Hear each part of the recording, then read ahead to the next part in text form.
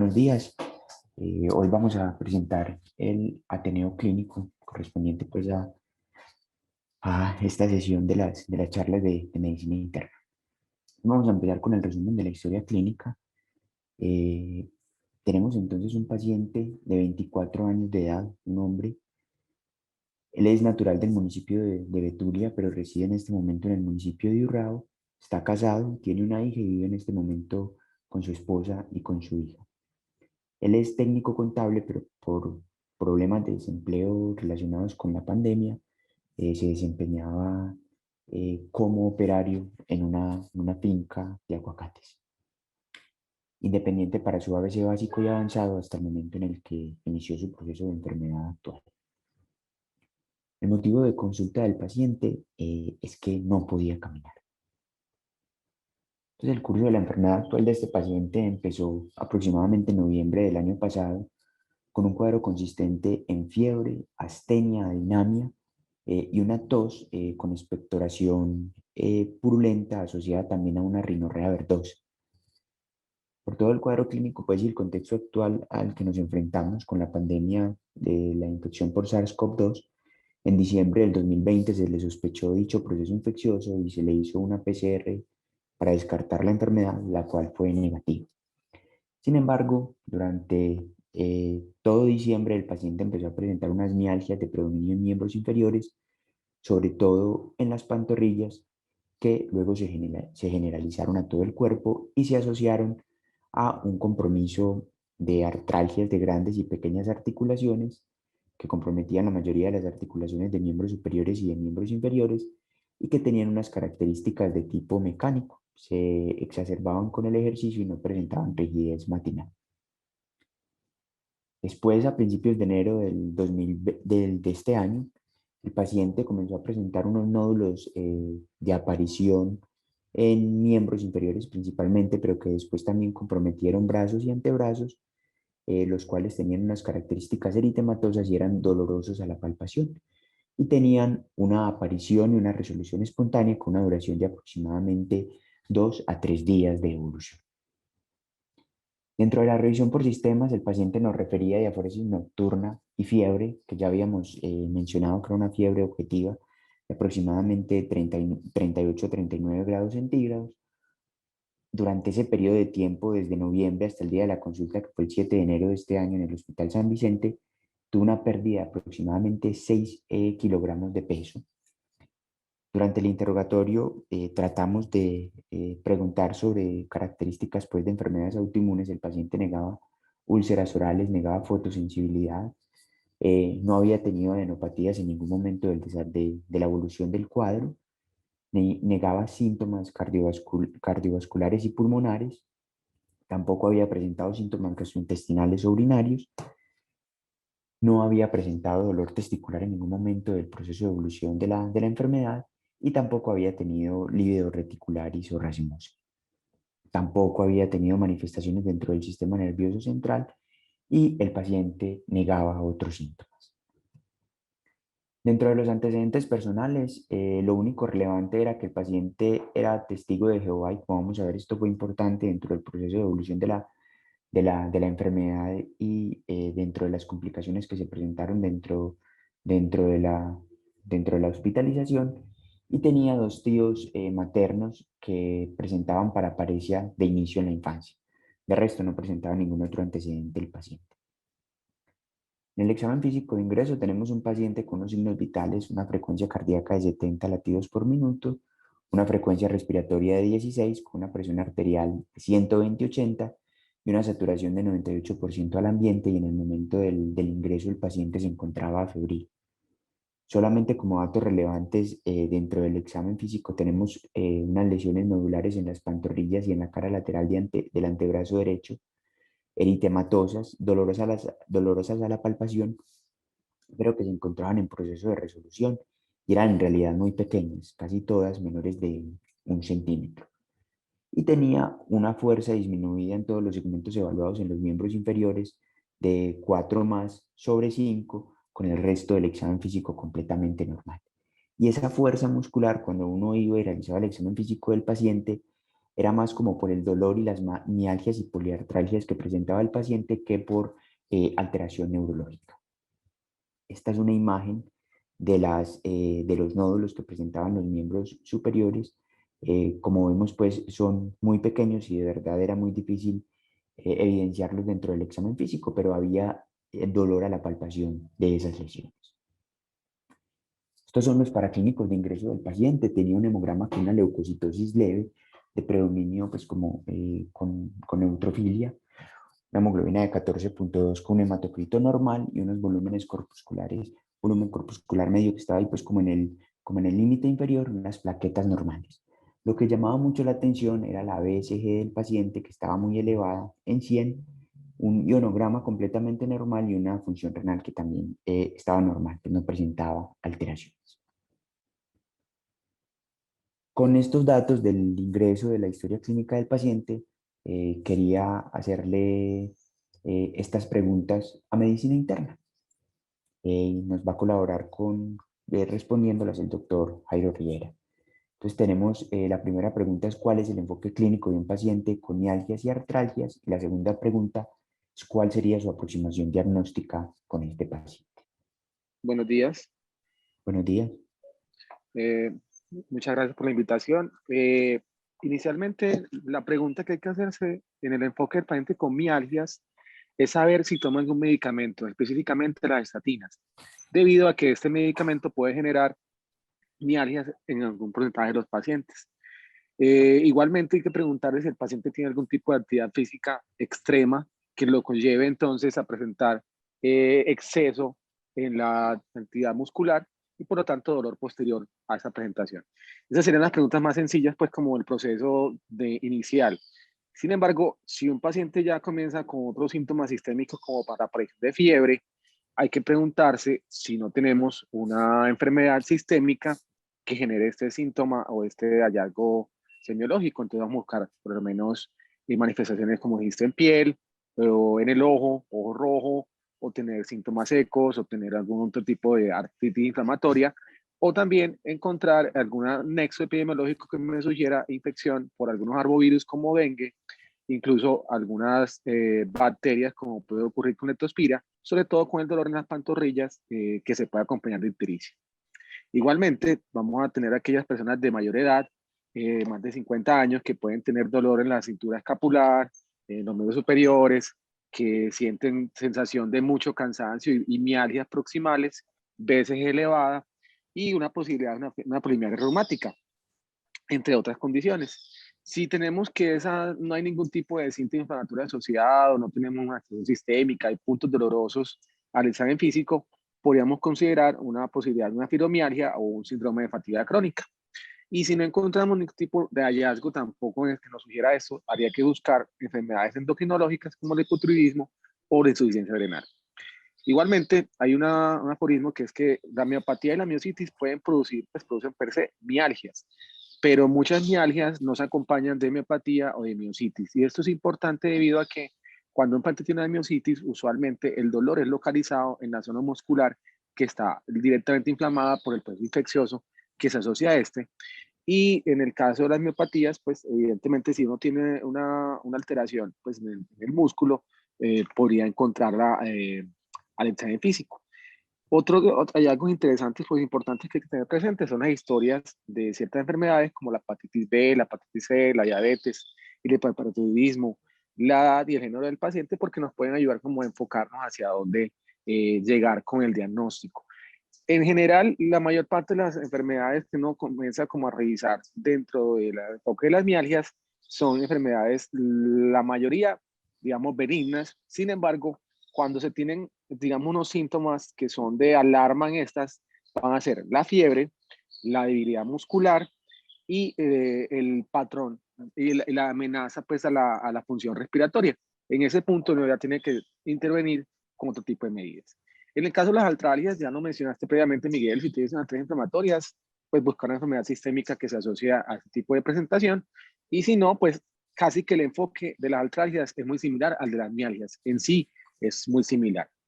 Y en el contexto del enfoque de este paciente, yo cuando tomé el dato de la historia, traté como de tomar los datos relevantes y es una fiebre de más de 4 semanas con evidencia de síntomas B y adicionalmente, aparte de la poliartralgia, que considero que puede ser más un factor de distracción, me llama mucho la atención la presencia de los nódulos subcutáneos que tiene el paciente y la BCG elevada. ¿Por qué es importante ese hallazgo de fiebre en nódulos subcutáneos en el enfoque de este paciente? Debido a que los nódulos, tenemos 3 condiciones principales que la pueden producir, que son enfermedades reumatológicas, malignas o infecciosas. Y usualmente, con una temporalidad como la que menciona el doctor y la aparición de anosmia y secreción purulenta, uno podría pensar en una vasculitis como de pequeño o de mediano vaso, o incluso tener presente otro tipo de enfermedades de tipo infeccioso crónico, como puede ser una tuberculosis o una enfermedad maligna en el contexto del paciente. Sobre todo por los síntomas B persistentes, sin olvidar que esos síntomas B en el contexto de un paciente con fiebre van a siempre tenernos presente las dos posibilidades mayores que son malignidad o infección por micobacterias. Es lo que puedo en este momento referir. Muchas gracias por el espacio. Profe, muchísimas gracias a usted por la intervención y por la respuesta de estas preguntas. Entonces vamos a continuar con el caso clínico. Bueno, entonces dentro de la evolución clínica de este paciente, pues al siguiente día fue valorado por el grupo de dermatología del hospital y voy a mencionar como los hallazgos que ellos describieron dentro del examen físico. Unas máculas levemente eritematosas perioculares.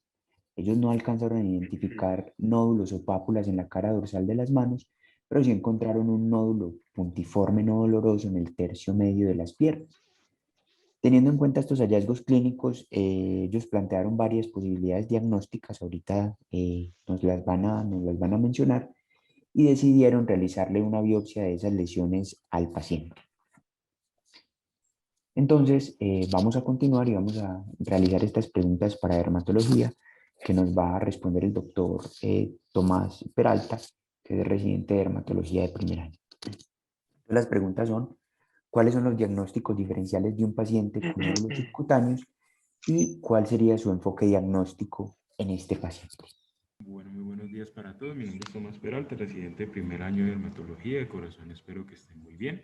Entonces, para darle pie a estas respuestas, pues vamos a arrancar con la primera pregunta y es cómo es el enfoque de los pacientes con nódulos subcutáneos. Entonces, primero, para empezar, vamos a definir semiológicamente entonces qué es un nódulo subcutáneo. Son lesiones sólidas profundas que pueden o no ser elevadas y visibles y que en tamaño general van a ser mayores a 0.5 centímetros, van a ser circunscritas y no van a alterar las estructuras adyacentes. Entonces, como vemos en las imágenes de la derecha, vemos un paciente que tiene unos nódulos eritematosos en la cara anterior de las pantorrillas y que pueden ser visibles los nódulos a comparación de la imagen de abajo, que es del paciente en el cual se le tomó la biopsia. No fue un nódulo visible, sino que fue palpable y tuvo que delimitarse así como lo vemos con marcador.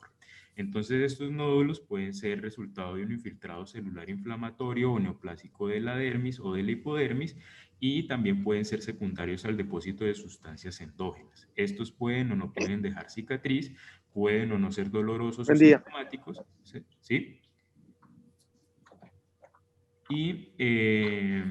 Y algunos autores denominan nudosidad a este nódulo que no es visible. Entonces, en la siguiente diapositiva podemos ver una amplia gama de diagnósticos diferenciales de los nódulos. Sin embargo, pues podemos descartar muchísimos de estos en el contexto de este paciente. Podemos ver que, por ejemplo, los tumores se van a asociar se van a ver como nudosidades o como nódulos localizados. Por lo general van a ser asintomáticos a menos de que pues infecten o se irriten, pero la localización va a ser muy localizada, valga la redundancia, va a ser en una sola parte del cuerpo, usualmente sin síntomas o asociados sistémicos. Y en los casos de los nódulos por infecciones, estos nódulos tienden a ser fluctuantes, se pueden volver abscesos y estos pueden supurar. Y en contexto pues, de algunos pacientes, como por ejemplo alguna inmunosupresión, podemos ver nódulos infecciosos de tipo fúngico. Además, por ejemplo, vemos que los nódulos de depósito de sustancias metabólicas van a tener un curso un poco más prolongado, van a ser de instauración más crónica, a comparación de los nódulos de este paciente que pues tuvieron una evolución un poco más aguda o subaguda. Por lo tanto, pues nos podemos quedar con los diagnósticos diferenciales de la tabla de acá de la izquierda, en las cuales pues vemos algunos tipos de paniculitis o vasculitis, que pues fueron los diagnósticos iniciales de trabajo de dermatología. Respecto a la segunda pregunta de cuál es el enfoque diagnóstico de este paciente, por parte de dermatología se pensó inicialmente en un eritema nodoso versus una vasculitis de tipo panarteritis nodosa, pues el paciente cursaba con nódulos inflamatorios de origen agudo o subagudo, sintomáticos, es decir, estaban asociados a dolor y a eritema localizado. Además, es un paciente joven con un cuadro de nódulos en miembros inferiores y superiores inferiores, dolorosos, con síntomas constitucionales, con artralgias y mialgias, de características inflamatorias. Y pues lo que recuerdo de ese paciente es que presentaba disnea y presentaba algunos síntomas y hallazgos pulmonares a las imágenes. Entonces, pues para hablar de esta primera entidad, del eritema nodoso, pues es un tipo de paniculitis, es decir, inflamación de la grasa subcutánea que puede ser causada por una cantidad diversa de estímulos antigénicos. La gran mayoría van a ser por hipersensibilidad retardada, es decir, inmunidad tipo celular, pero pues no siempre va a ocurrir de este tipo. Va a ser rara la ulceración de estos nódulos, va a predominar en áreas extensoras de las extremidades inferiores y pues las causas más frecuentes van a ser las de origen infeccioso, siendo otras causas los fármacos, enfermedades sistémicas o la malignidad.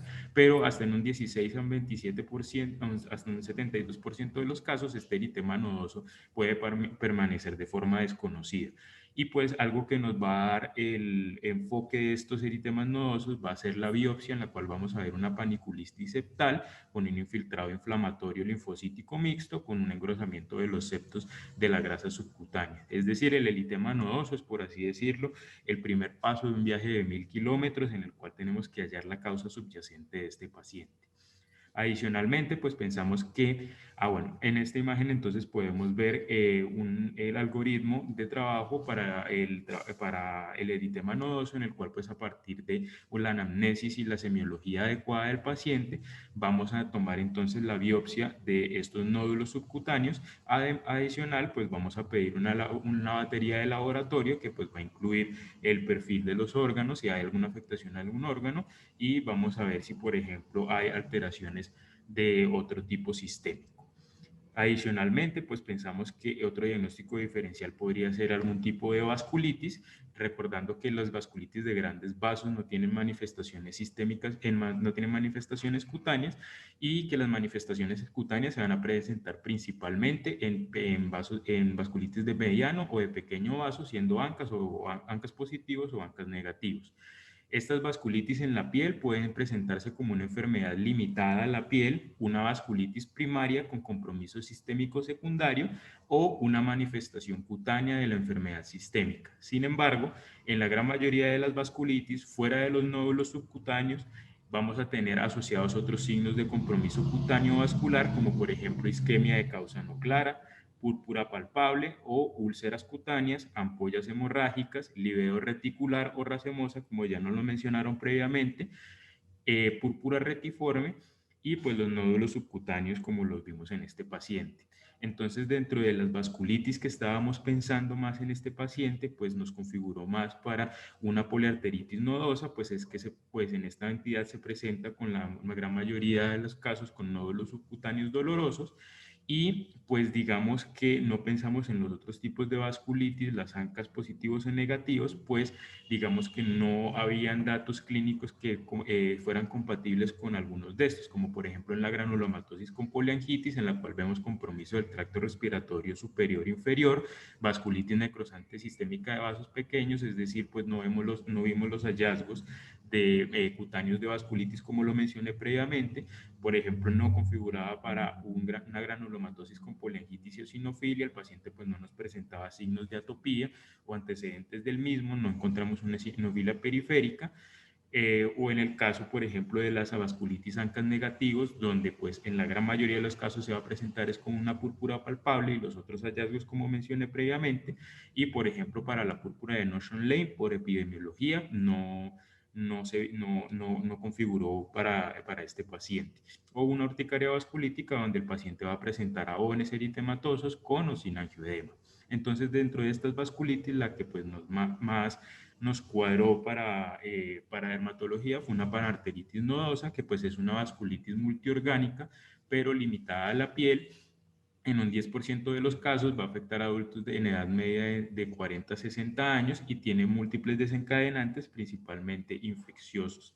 Y la clínica la vamos a ver entonces como nódulos subcutáneos dolorosos en miembros inferiores asociados a otros signos cutáneos de vasculitis, como por ejemplo la livedo racemosa, necrosis cutánea o úlceras, y otras manifestaciones sistémicas como en el caso del paciente. Pero revisando la literatura de esta panarteritis nodosa, es muy rara la manifestación pulmonar, principalmente se produce por disnea por insuficiencia cardíaca.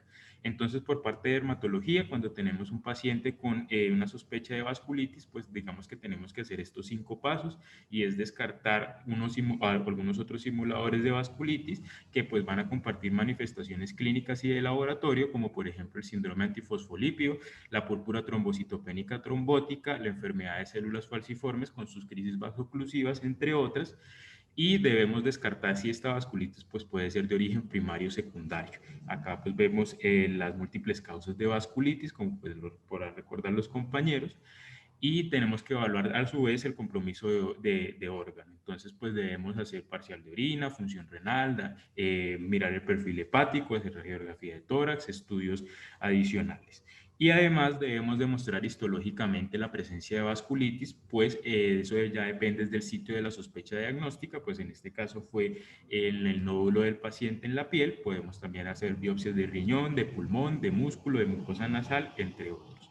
Y además, pues pedir otra batería de paraclínicos en los cuales pues vamos a identificar el subtipo de vasculitis, como por ejemplo los ANCAS, las crioglobulinas, el complemento, el recuento de eosinófilos, la inmunoglobulina E, y pues hallazgos específicos según la biopsia, lo que encontremos en la biopsia. Listo, y muchísimas gracias por su atención. No sé si tienen algún comentario o algo adicional que agregar. Muchísimas gracias, doctor Tomás, por su participación y por la explicación. Entonces vamos a continuar con la presentación. Ese día fue valorado nuevamente por el Servicio de Medicina Interna. Por todas las características que hemos mencionado, se sospechaba como primera posibilidad diagnóstica en este paciente una vasculitis, y la primera posibilidad que teníamos, sobre todo por las características de los nódulos subcutáneos y el dolor tan típico en las pantorrillas, era una poliarteritis nodosa. Solicitamos entonces en ese sentido estudios de autoinmunidad para complementar el perfil autoinmune de este paciente, y de todas formas teniendo en cuenta otros diagnósticos diferenciales, sobre todo dirigidos hacia la presencia de neoplasias o enfermedades infecciosas o inflamatorias crónicas, decidimos solicitar unas tomografías contrastadas de abdomen y tórax como estudios de extensión. Los laboratorios que reportamos ese día fueron unos hepatotropos negativos, lo mismo que un VIH y un VDRL no reactivos. El perfil hepático del paciente no tenía ninguna alteración, lo mismo que el uroanálisis. Tenía una CPK levemente elevada en 277 y una PCR también muy aumentada, como en concordancia pues, con la BCG que habíamos encontrado en el paciente, de 15.4. Y por la sospecha de infección previa por SARS-CoV, que pudiera también explicar los síntomas del paciente, solicitamos unos anticuerpos, los cuales fueron negativos. El reporte del TAC de tórax y abdomen del paciente, entonces encontramos una consolidación en el lóbulo superior derecho, la cual no descartaba un compromiso tumoral y que además se asociaba a unas adenomegalias mediastinales paratraqueales inferiores. Estas son las imágenes de la tomografía. Entonces tenemos ahí la masa en el lóbulo superior derecho asociado a unas adenopatías paratraqueales. Complementando los estudios de autoinmunidad que se le solicitaron al paciente, tenemos entonces un anti-DNA negativo, unos ANAS 1 en 80 con un patrón homogéneo, ENAS todos negativos y un complemento que estaba dentro del rango normal. Por el hallazgo de la masa pulmonar se decidió realizar una fibrobroncoscopia más un lavado broncoalveolar en la que se identificó como hallazgos positivos una endobronquitis leve. No fue posible realizar una biopsia transbronquial de la lesión, pero se tomaron estudios pues, de cepillado y de lavado broncoalveolar que fueron enviados a patología y a microbiología. Medicina interna continuó pues, evaluando al paciente durante todo el proceso de la enfermedad. No hubo cambios significativos dentro del examen físico de este paciente. Persistía con los mismos hallazgos, aunque durante algunos días presentaba algunos síntomas de dificultad respiratoria y disminución de la saturación. Se le solicitaron ANCAS dentro del estudio, dentro del enfoque de las vasculitis, los cuales fueron negativos.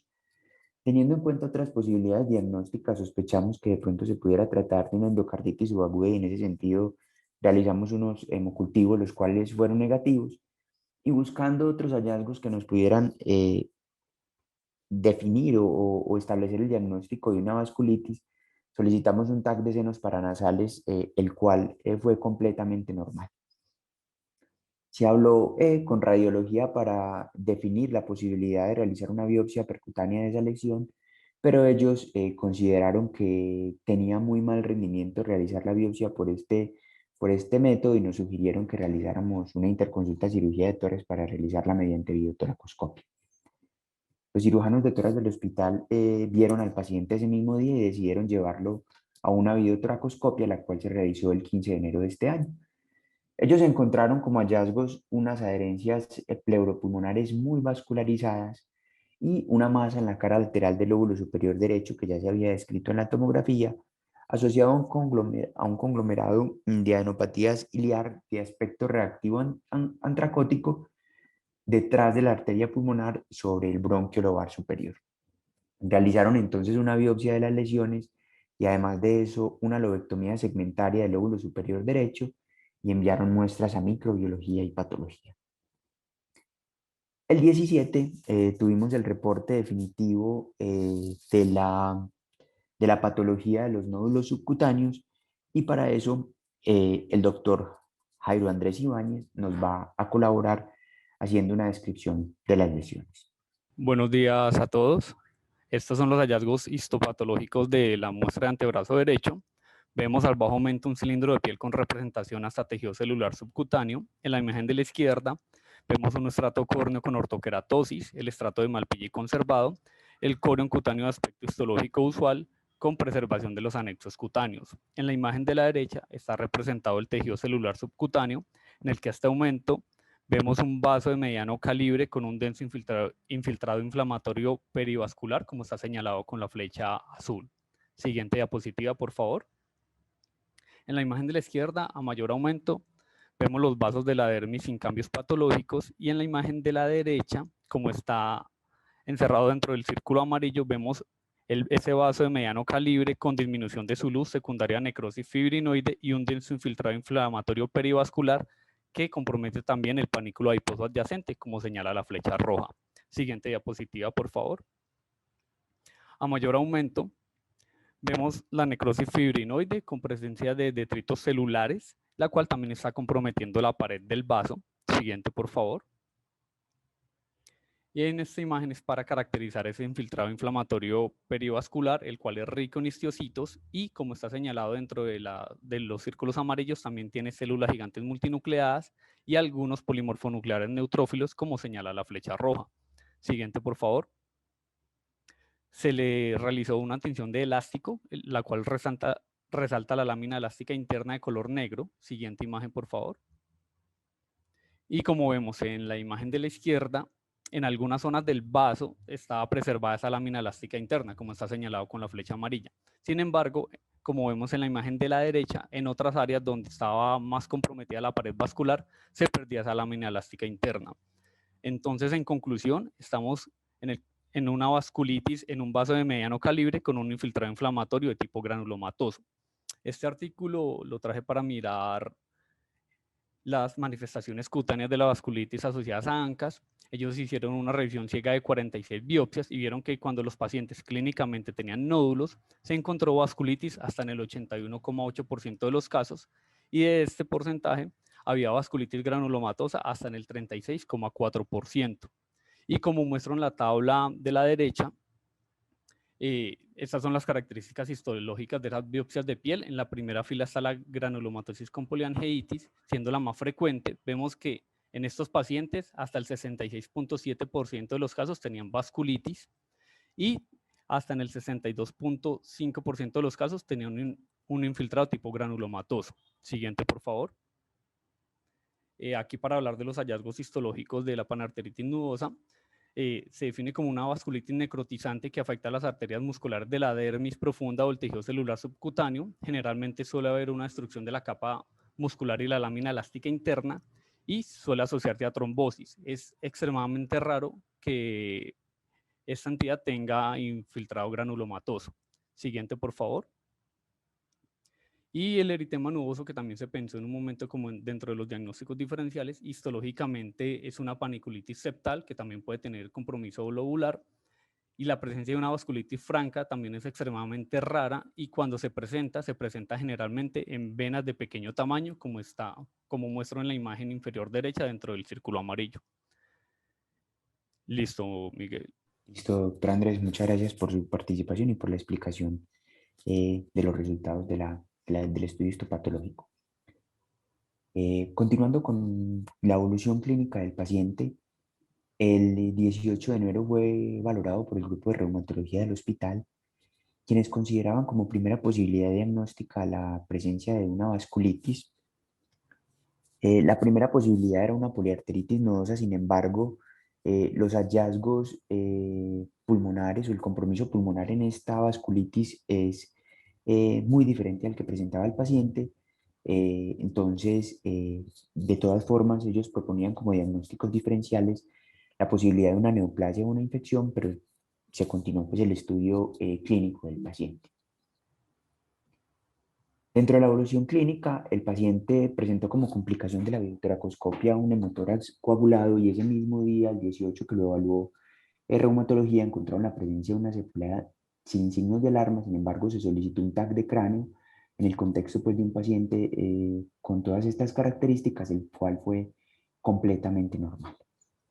El 21 de enero hubo un reporte preliminar de la biopsia pulmonar que describía la presencia de granulomas, por lo que nuevamente fue valorado por reumatología, quienes ante estos hallazgos comentan que es muy poco probable el diagnóstico de una poliarteritis nodosa, y empiezan a sospechar la presencia de una granulomatosis con poliangeitis o de una granulomatosis eosinofílica con poliangeitis, y se continuaron los estudios en ese sentido. Entonces vamos a realizarle las siguientes preguntas al grupo de reumatología.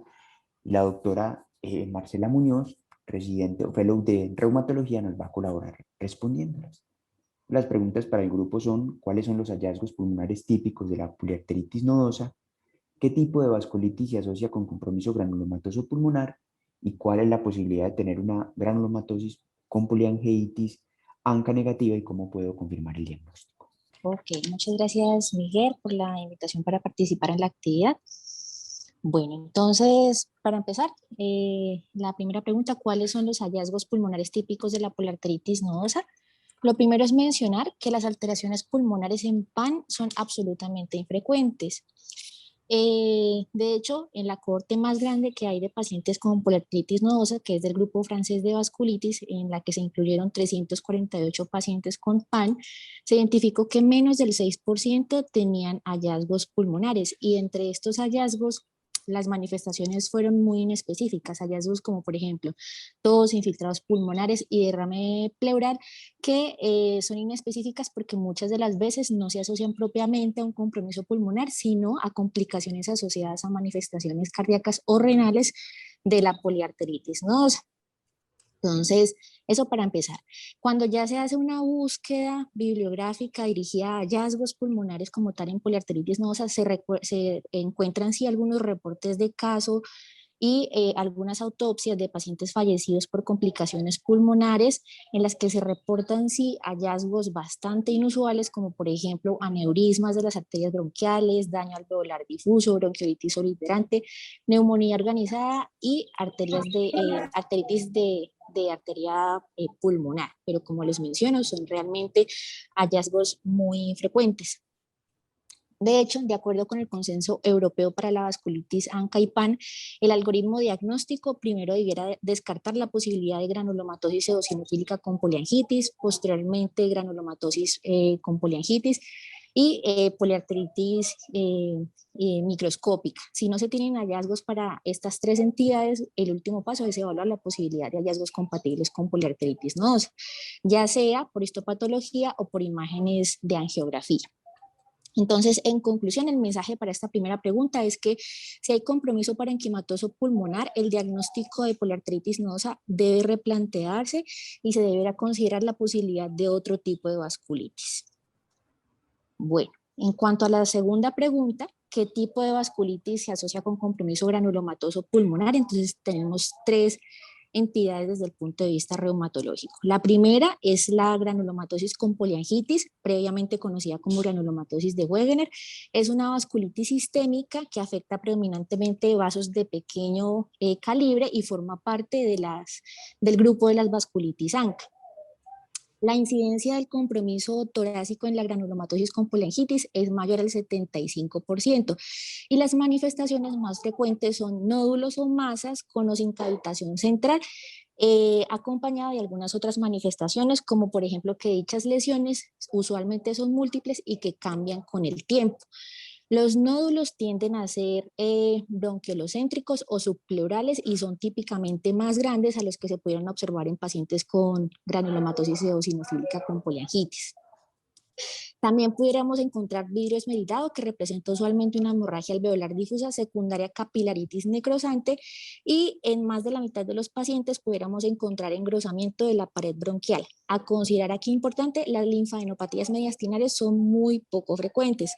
Y cuando se presenta con derrame pleural es de tipo exudativo y se genera por inflamación asociada propiamente a la vasculitis, diferente a lo que sucede en la granulomatosis eosinofílica con poliangitis, que es la segunda entidad a considerar en este contexto.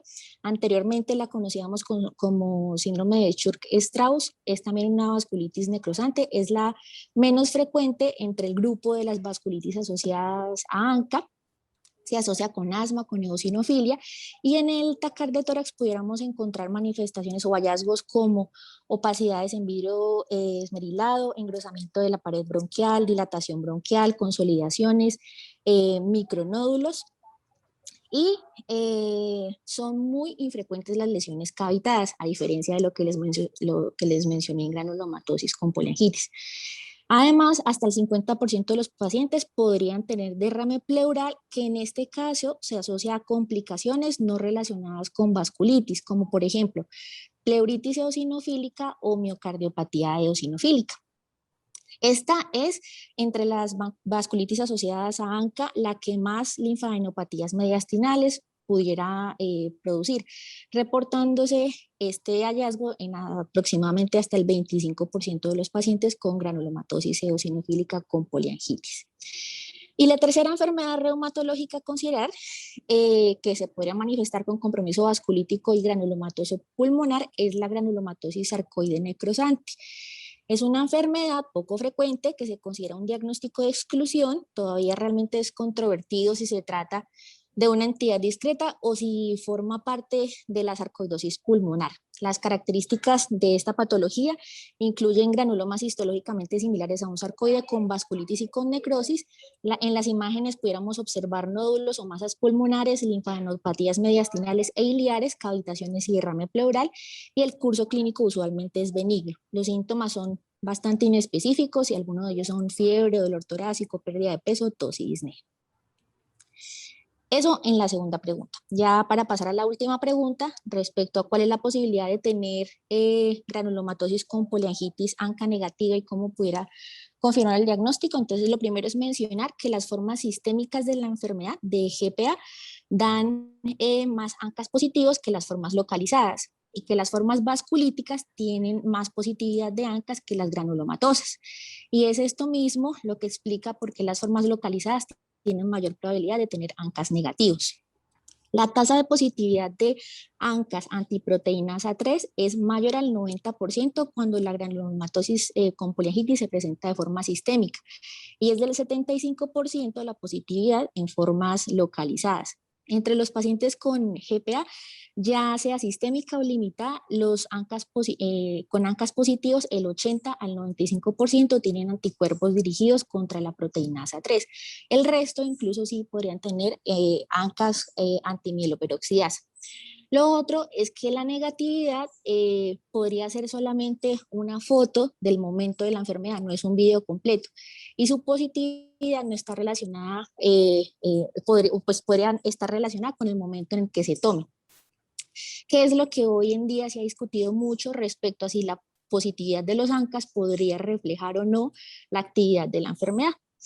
El tercer punto es que si los ANCAS son negativos por ELISA y la sospecha diagnóstica persiste, se debiera pedir ANCAS por IFI. De acuerdo con una revisión sistemática y metaanálisis sobre el valor de los ANCA en este tipo de vasculitis, para la granulomatosis con poliangitis, los ANCA por IFI tienen una sensibilidad del 75% y una especificidad del 98%, mientras que para ELISA tiene una sensibilidad del 80% y una especificidad del 98%.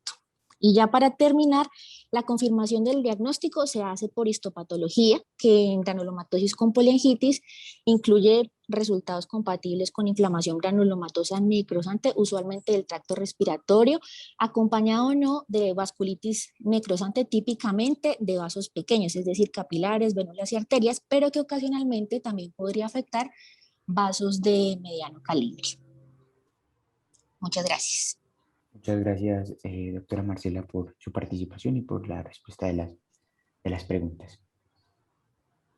Entonces, continuando con la evolución clínica de este paciente, ya teníamos dos resultados de ANCAS que se había realizado por... Muchas gracias, doctora. Teníamos dos resultados de ANCAS que habían sido negativos, pero el método había sido realizado por ELISA. Entonces, el servicio de reumatología propuso de todas formas realizar el estudio mediante IFI y se dejó la orden ambulatoria para la realización de dicho paraclínico. Por el hemotoras coagulado que habíamos mencionado previamente en el paciente, fue llevado nuevamente a una videotoracoscopia en la que se encontró un derrame pleural hemático con un parénquima pulmonar que estaba indorado en el lóbulo superior derecho principalmente, con coágulos sobre el parénquima pero sin sangrado activo. Y había unas pequeñas colecciones subpleurales en el lóbulo inferior derecho, purulentas y que estaban abiertas a la pleura. Se realizó entonces decorticación más pleurectomía y se realizó un TAC de tórax de control luego de que se hizo la videotoracoscopia. En ese TAC de tórax de control nos describen los siguientes hallazgos. Entonces, una consolidación residual y una nueva área de consolidación adyacente, probablemente posquirúrgica, persistían las adenopatías ciliares derechas y había unos focos de ocupación alveolar basal derecha en el que el radiólogo nos debería considerar un origen infeccioso, engrosamiento nodular de la pleura derecha y el neumotórax descrito con el tubatórax en esa cavidad pleural. Además de eso, nos describen una tromboembolia en la rama para el lóbulo superior izquierdo que ya se encontraba recanalizada. Estas son las imágenes de esa tomografía.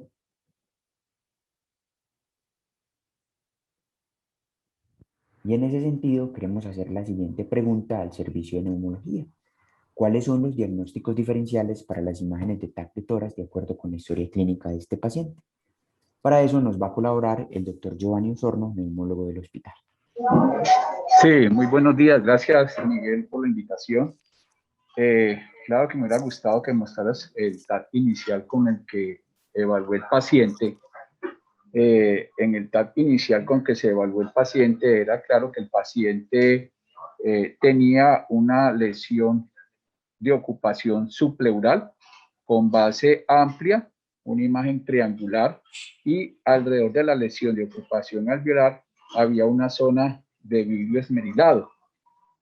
En el contexto del paciente, como lo veníamos viendo, que se estaba sospechando una vasculitis, cuando lo vi inicialmente, pues el diagnóstico principal que tuvimos en cuenta fue el de la vasculitis. ¿Por qué? Porque normalmente es como cuando uno asemeja el nódulo con el signo del halo.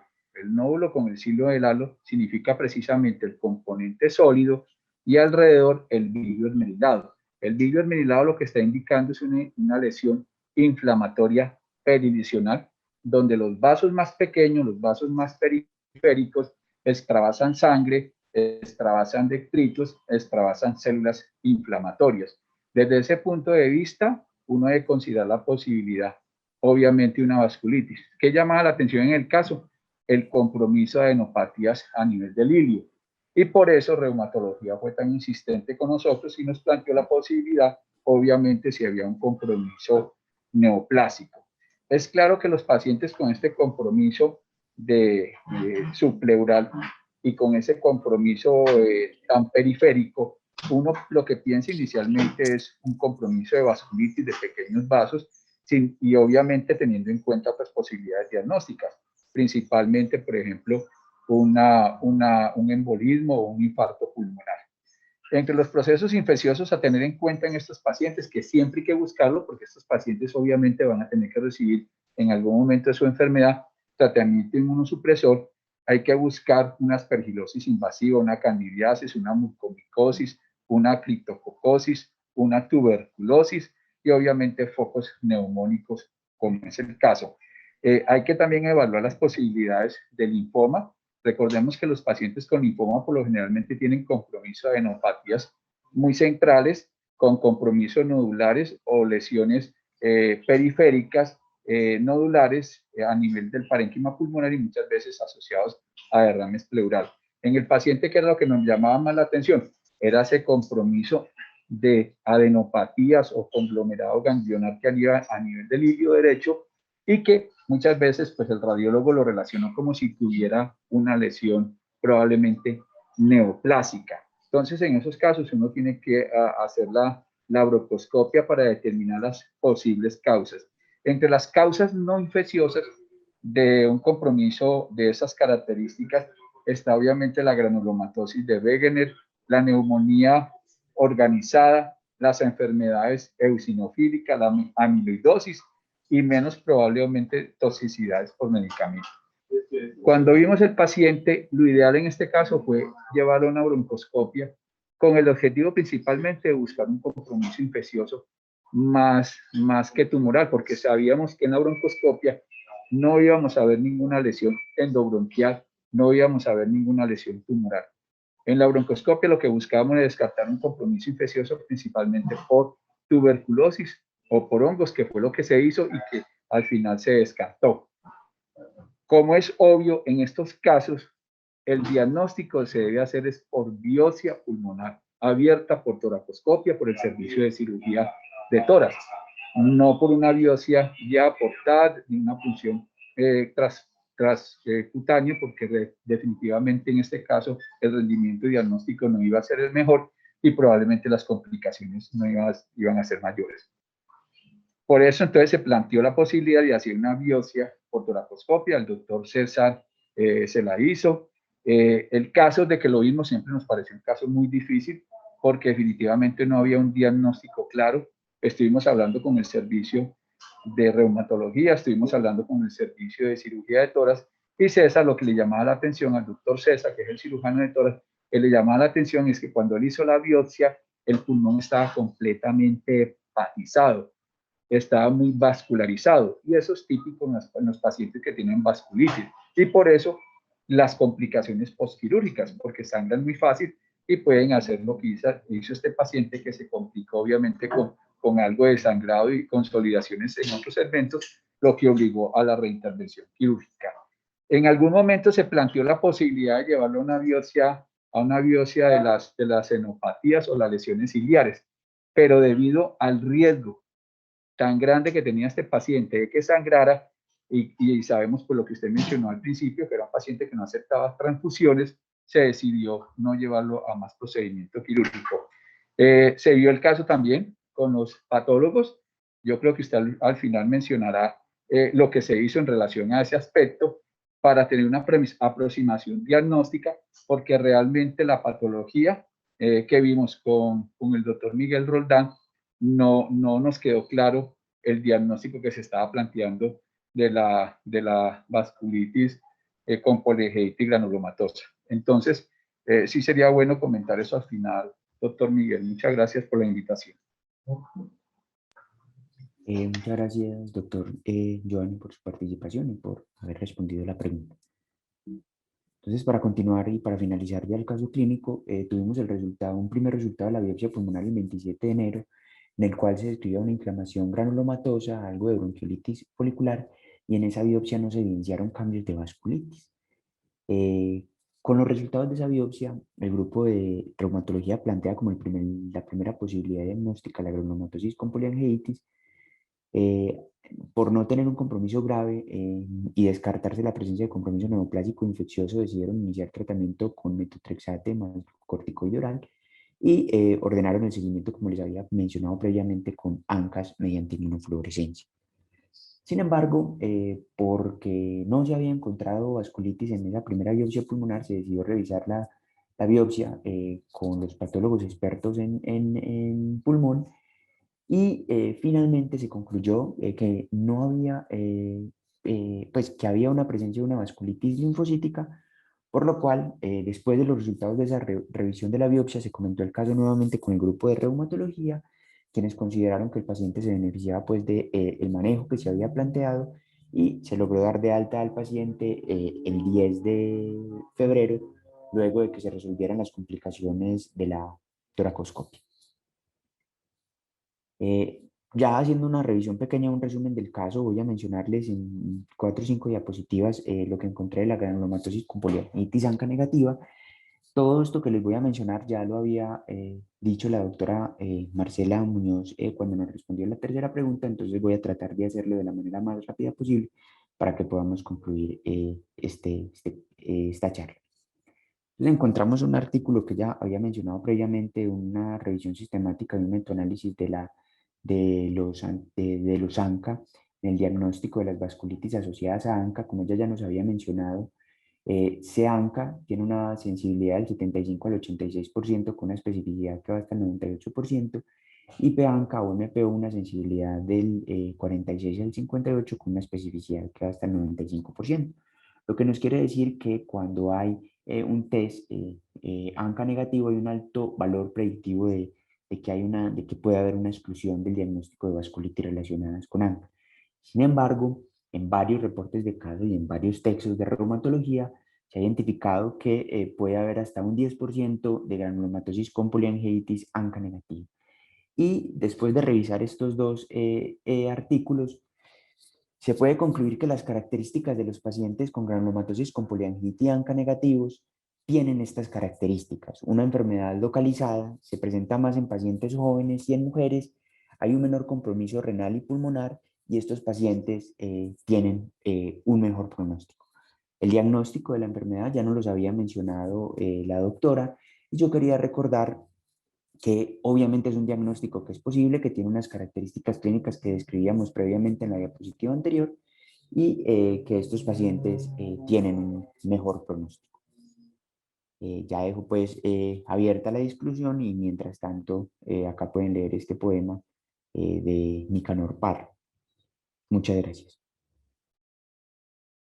No sé si alguno de los profes... Yo sí quería preguntarle a los reumatólogos en relación al diagnóstico de vasculitis linfocítica. Obviamente cuando uno revisa el tema se da cuenta que realmente como entidad como tal no existe, sino que se puede presentar en diferentes, digamos, situaciones especiales. Quería como escuchar un poquito la opinión de ellos en relación a esto, porque uno pues lo que ve es que es una enfermedad. Lo que definió la patología son patrones radiológicos, y el patrón radiológico que más les pareció a los patólogos fue la de una vasculitis linfocítica. Y en este caso, pues la vasculitis linfocítica incluye enfermedades clínicamente heterogéneas que pueden tener compromiso el tejido conectivo, enfermedad liquenoide, reacción a drogas, enfermedad de Behçet, tromboflebitis superficiales, vasculitis leucémica. Entonces, hay tres formas de vasculitis linfocíticas que son la angiodestructiva, la vasculitis linfocítica liquenoide y la endovasculitis linfocítica. Quería preguntarle a los reumatólogos qué consideran en relación al diagnóstico del paciente, porque sinceramente yo quedé con muchas dudas. Buenos días. Profe, buenos días, muchas gracias. Bueno, lo primero, como en este caso, es mencionar que es un caso supremamente interesante, ¿cierto? Y hay como varios mensajes desde el punto de vista reumatológico muy importantes, que ya Marcela presentó como alguno de ellos. Lo primero y que siempre, digamos, debe quedar muy claro es que existen vasculitis ANCA con ANCA negativos, sin ninguna duda. En esos casos de ese subgrupo de pacientes hay que tener o llenarse de argumentos suficientes y en este caso, digamos que tratar de evidenciar histológicamente la vasculitis típica de la enfermedad, pues va a ayudar mucho a uno darle sustento a ese diagnóstico. La vasculitis linfocítica no es ninguna entidad primaria, como decía el doctor Giovanni, es una definición histológica, es una expresión histológica de muchísimas enfermedades. No existe ninguna vasculitis sistémica primaria que se llame una vasculitis linfocítica y la mayoría de las vasculitis sistémicas primarias tienen un infiltrado que realmente no es predominantemente linfocítico. Ahora bien, en este caso tenemos un paciente en el que evidenciamos una enfermedad sistémica con evidencia de vasculitis en 2 órganos, con evidencia de inflamación granulomatosa, inicialmente pues en el pulmón y adicionalmente de forma muy interesante en la piel, en un contexto clínico que es muy sugestivo de una vasculitis asociada a ANCAS. En esos pacientes que debutan con un síndrome febril, con muchas mialgias y cuando hay predominio en las piernas, siempre hemos tenido clásicamente la idea de que puede ser una poliarteritis nodosa y por supuesto que esa es una opción que se tiene que considerar. Pero el año pasado un grupo japonés hizo un reporte de un grupo interesante de pacientes que debutan con mialgias en piernas o con mialgia en general, pero la mayoría de los pacientes eran miembros inferiores secundarias a vasculitis. Y ellos encontraron que, aunque varios de esos pacientes tenían poliarteritis nodosa, el segundo grupo más importante para ese cuadro clínico eran las vasculitis asociadas a ANCA. Entonces, el cuadro clínico lo sugiere. Otra cosa adicional es que las lesiones en piel, aunque pueden expresar o orientar hacia el tipo de vasculitis que se esté presentando, no se debe olvidar que la clasificación en vasculitis de pequeño y mediano vaso implica el predominio del compromiso del tamaño de vaso, pero que las de mediano vaso comprometen los pequeños y que las de pequeño vaso comprometen los medianos vasos. Entonces, desde ese punto de vista, la expresión clínica en la piel se solapa muchas veces entre estos tipos de vasculitis. Entonces, el cuadro clínico es compatible, la evidencia histológica de vasculitis en 2 órganos, la evidencia de inflamación granulomatosa y la ausencia de un diagnóstico alternativo más probable. Decía también el doctor Giovanni que reumatología había presionado un poco con respecto a las adenopatías y ese es el segundo mensaje y es que siempre en una vasculitis sistémica primaria diferente a granulomatosis eosinofílica con poliangitis con adenopatías hay que estar seguros de que realmente el diagnóstico de ese paciente sí sea una vasculitis sistémica o que además de la vasculitis sistémica no tenga otra condición asociada, porque es inusual que las vasculitis den adenopatías de forma considerable, exceptuando esa que ya hemos mencionado. Normalmente el compromiso pulmonar en la granulomatosis con poliangitis del fenotipo clínico pulmonar que tuvo este paciente, responden muy bien al tratamiento inmunosupresor. Por supuesto, la evolución en el tiempo y el seguimiento del paciente nos va a ayudar a sumar puntos para esta sospecha diagnóstica y el seguimiento de los ANCAS para ver si en algún momento se llegan a tornar positivos. Profe, muchísimas gracias por su participación. Para concluir, les quería contar que ayer me comuniqué con el paciente, me contó que se encontraba muy bien y pues está en seguimiento por el grupo de reumatología del hospital cada mes, como mencionó el profe Carlos Horacio. Muchísimas gracias a todos y espero que pues hayan aprendido el caso clínico.